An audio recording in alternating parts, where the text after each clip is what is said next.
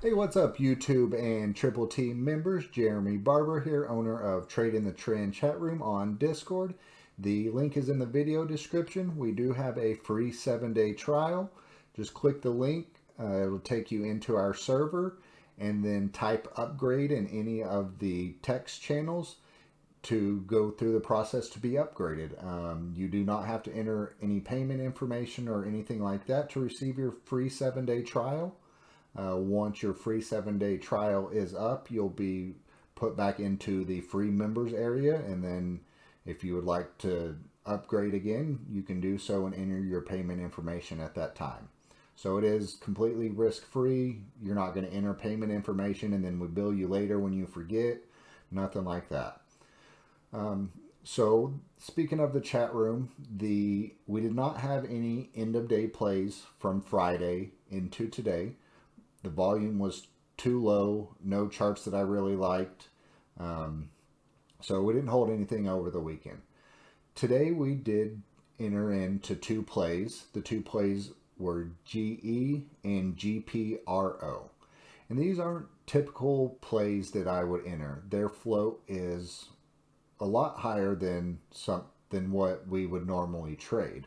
But with a higher float, that means it's going to be less volatile. And I'm not 100% on this market, still iffy. We saw a huge jump today in most large caps due to the stimulus, but that could wear off. It could be done tonight or, in the next couple of days. So not completely trusting it. I wanted to go with a little bit more conservative plays, and that's why we went with those 2 plays. Speaking of float, that kind of leads me into what I wanted to discuss today, which is market capitalization or market cap, the outstanding shares, and then float. So your market capitalization is your total outstanding shares multiplied by the price per share. So we'll take 2 completely different companies in Apple and Chipotle Mexican Grill. So if you look at Apple, their share price is $128. It closed just shy of that today. And then you look at Chipotle Mexican Grill, their price per share closed just under $1,480.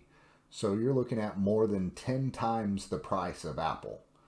And you might be thinking, well, how is a restaurant worth more than, Apple? And it's not, is the answer.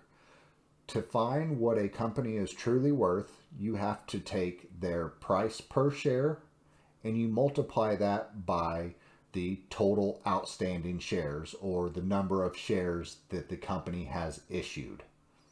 And that's how you find out the market cap, or what a company is truly worth according to the market. So we'll take a look at Apple. So like I said, they closed around $128 per share, and they have 17 billion outstanding shares, which gives them a market cap of 2,176 billion. And Chipotle, like I said, they closed just under 1,480 per share, but they only have 28 million shares outstanding, and that gives them a market cap of 41,400 million. So you can see that even though the price is or way more than 10 times, or Chipotle is 10 times more than Apple, Apple is worth way more than Chipotle is. And I remember whenever I first was getting into stocks and I would see 2 well-known companies that I knew, and remember thinking, well, why is one trading at $300 and one's trading at $50, but I know the company that's trading at $50 has to be worth more than the one at $300. And because I was missing that key factor of the number of shares at that price. So that's why you get some, some confusion whenever you're new of what's this company actually worth and why is it less or more than this other company. So that is your market cap. Again, the outstanding shares and the price. So the outstanding shares, as I mentioned, is the total number of shares issued by the company. Now, of all those shares issued by the company, you're going to have some of them locked up. And that means they're not available for the public to trade. It may be compensation for employees that they can't sell either for a certain period of time, or some they may not be able to sell until they actually leave the company. So those shares aren't available for you or I to actually purchase. And then you have some shares that are locked up by institutions, and those institutions actually have to get permission from the SEC or file the proper paperwork in order to be able to move those shares. So those shares are locked up as well and not available to the general public. So what is left is your float. Float is all shares available to be traded by retail traders.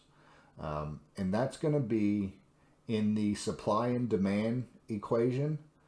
The float is going to be your supply, how much is available. The demand is going to be us, the buyers. How bad do we want those shares of that company? And in general, the lower the float of a stock, the more volatile it's going to be.